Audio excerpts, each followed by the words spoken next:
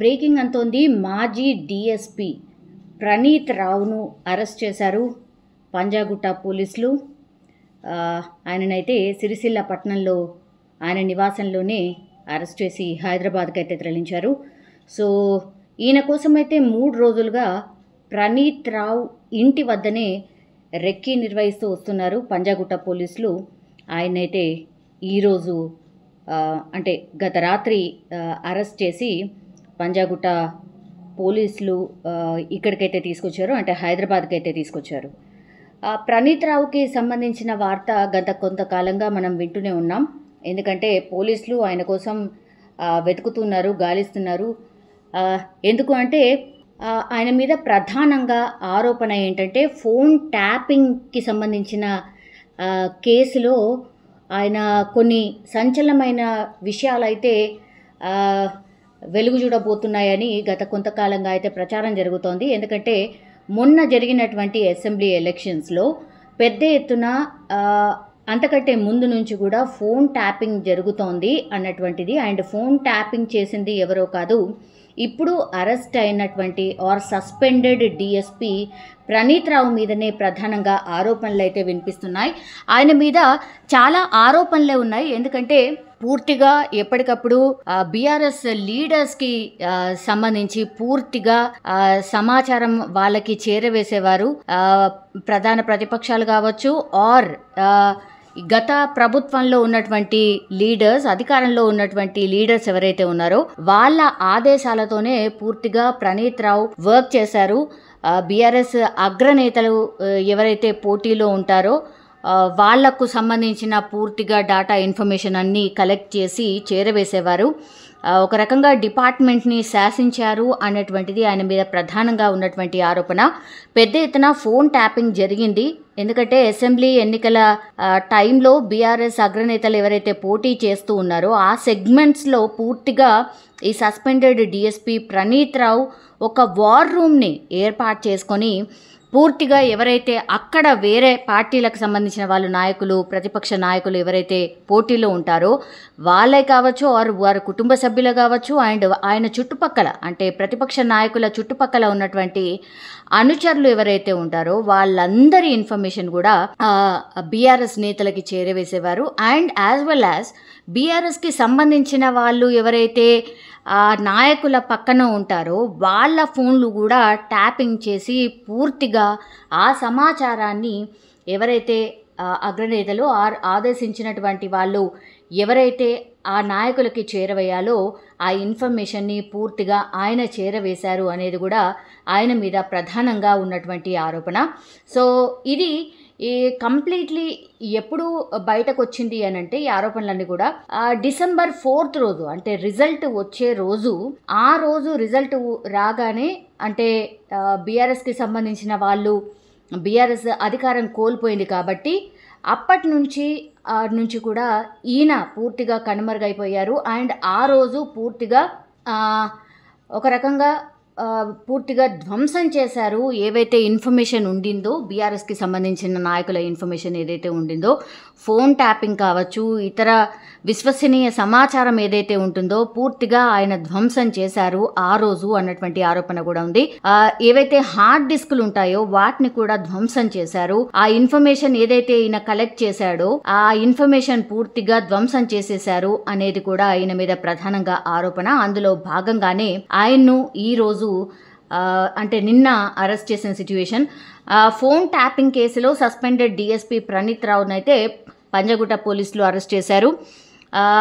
ఒక ఇన్ఫర్మేషన్ ఏంటంటే ప్రణీత్ రావును ఆయన మీద కేసులు నమోదైన రోజులు తెల్లవారుజామునే ప్రత్యేక పోలీసుల బృందం అయితే ఆయనను అదుపులోకి తీసుకున్నట్టు సమాచారం అంతోంది.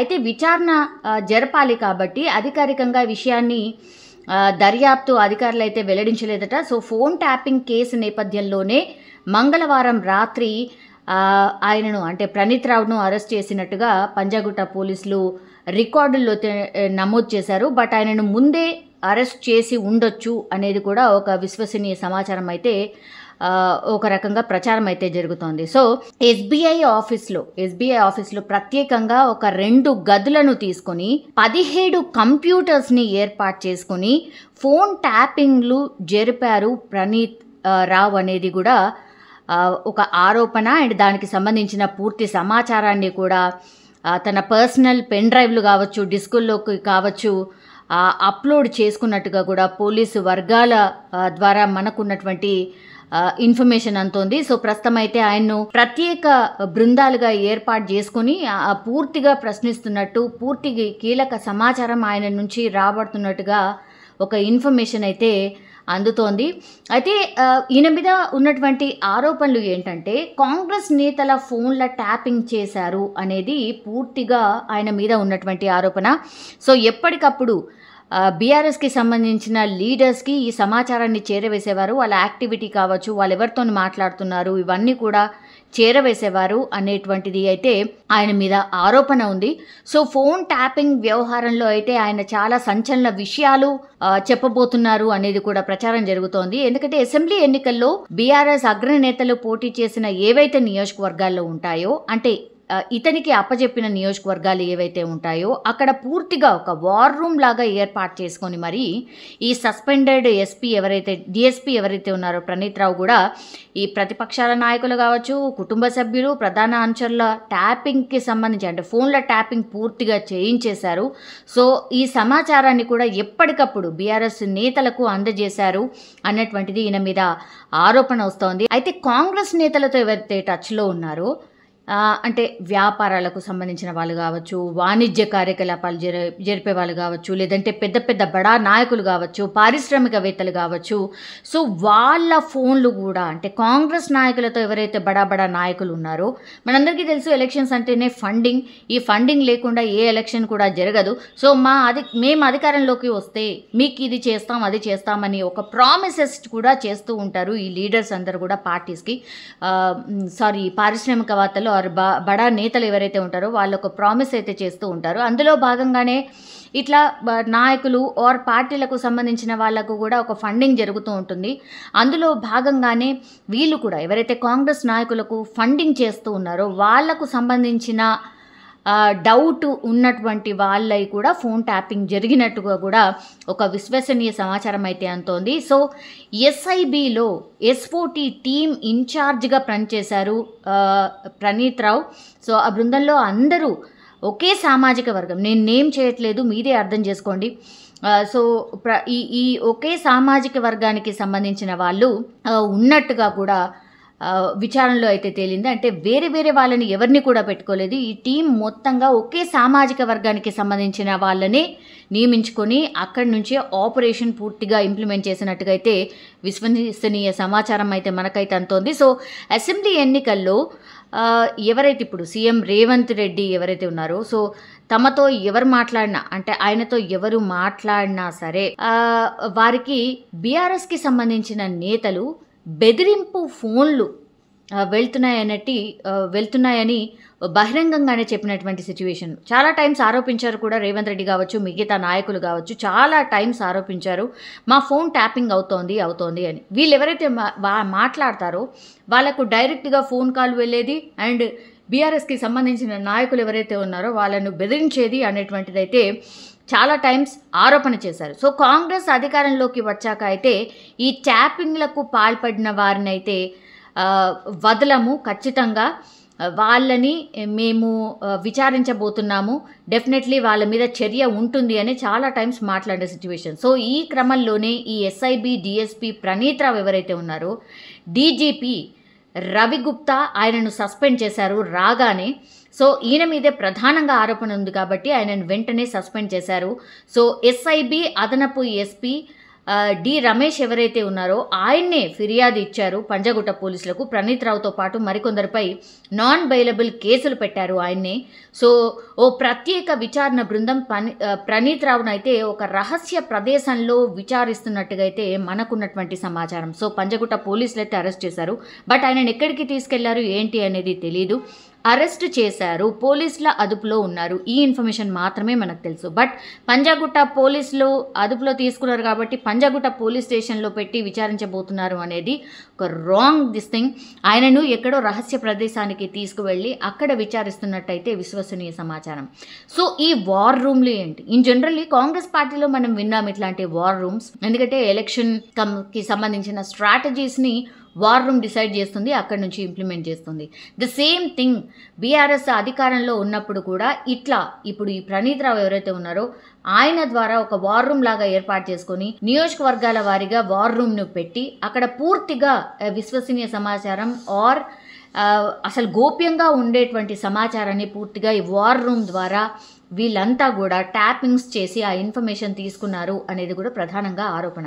సో అసెంబ్లీ ఎన్నికలకు ఒక 4 నెలల ముందు నుంచే కూడా పూర్తిగా రాష్ట్ర వ్యాప్తంగా బీఆర్ఎస్ కీలక నేతలు ఎవరైతే పోటీ చేస్తున్నారో ఆయా నియోజకవర్గాల్లో అసెంబ్లీ స్థానాల్లో ప్రణీత్ రావు పూర్తిగా ఆయన పర్యవేక్షణలోనే ఒక వార్ రూమ్ని ఏర్పాటు చేసుకున్నారు. ఒక పోలీస్ అధికారి ఏం చెప్పారు అని అంటే, ఫర్ అన్ ఎగ్జాంపుల్గా ఆయన చెప్పినటువంటి విషయం ఏంటంటే, ఎర్రబెల్లి దయాకర్ రావు పోటీ చేసినటువంటి పాలకుర్తిలో ప్రణీత్ రావు ఒక వార్ రూమ్ని అక్కడే ఏర్పాటు చేశారు. అండ్ విజిలెన్స్ విభాగంలో పనిచేస్తున్నటువంటి ఓ అధికారి ఇంట్లోనే దీన్ని ఏర్పాటు చేశారు.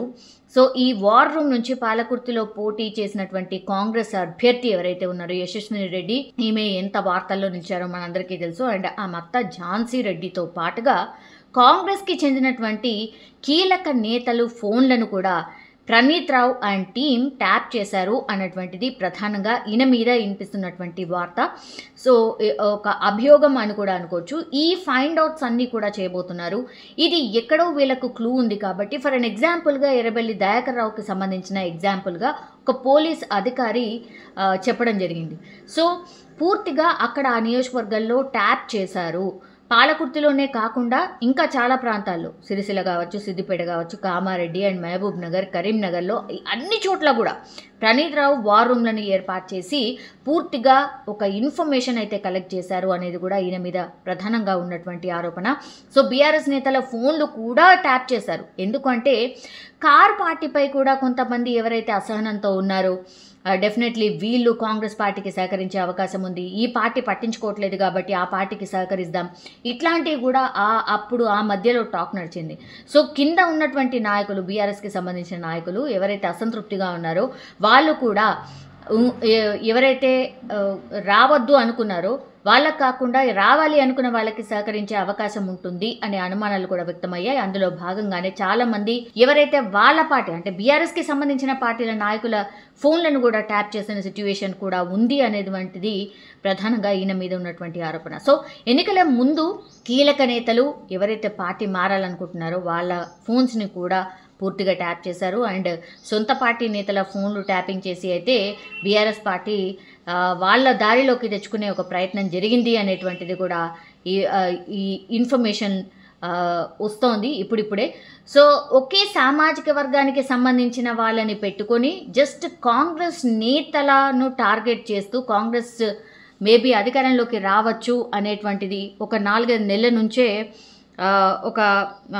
వాళ్లకు కొంత అనుమానం ఉంది కాబట్టి అందులో భాగంగానే కాంగ్రెస్ నాయకులకు సంబంధించి కాంగ్రెస్ ఏ యాక్టివిటీ చేసినా దానికి సంబంధించిన పూర్తి ఇన్ఫర్మేషన్ని ప్రణీత్ రావు బేస్డ్గానే వార్ రూమ్స్ లాగా ఏర్పడి ఫోన్ ట్యాపింగ్స్ అన్నీ చేశారు. అండ్ ఈయన మీద ఉన్నటువంటిది ఏంటి అంటే పూర్తిగా ఈ ఇన్ఫర్మేషన్ ఏదైతే ఉంటుందో పూర్తిగా ధ్వంసం చేశాడు అనేటువంటిది కూడా ఈయన మీద ఆరోపణ. అంటే డిసెంబర్ 4వ తేదీన ఎప్పుడైతే రిజల్ట్స్ వచ్చాయో ఆ రోజు ఈ ఏవైతే ఇన్ఫర్మేషన్ కలెక్ట్ చేశారో ఈ కంప్యూటర్స్ ఏవైతే ఉన్నాయో ల్యాప్టాప్స్ ఏవైతే ఉన్నాయో ఆ సమాచారాన్ని పూర్తిగా ధ్వంసం చేశారు. అక్కడ ఏమీ మిగలకుండా ఆనవాళ్ళు లేకుండా ధ్వంసం చేశారు అనేటువంటిది కూడా ఈయన మీద ఆరోపణ. సో ఇప్పుడు అరెస్ట్ చేశారు కాబట్టి మరి ఈ ఇన్ఫర్మేషన్ కొంతనైతే బయటకు వస్తోంది కాబట్టి ఈ ఇన్ఫర్మేషన్తో పాటుగా ఇంకా ప్రణీత్ రావు ఏ ఇన్ఫర్మేషన్ చెప్పబోతున్నారు, ఎవరెవరి పేర్లు బయటకు రాబోతున్నాయి, మరి ఎంత ఫోకస్డ్గా ఇప్పుడు ఉన్నటువంటి పోలీస్ ఆఫీసర్స్ మరి ఈ కేసుకి సంబంధించి ఎంత సీరియస్గా ఉండబోతోంది, ఎవరి ఇన్ఫర్మేషన్ బయటికి రాబోతోంది అనేది కూడా ఇప్పుడు ఒక చర్చనీయాంశంగా మారిపోయింది. కానీ ప్రణీత్ రావునైతే అదుపులోకి తీసుకున్నారు పోలీసులు.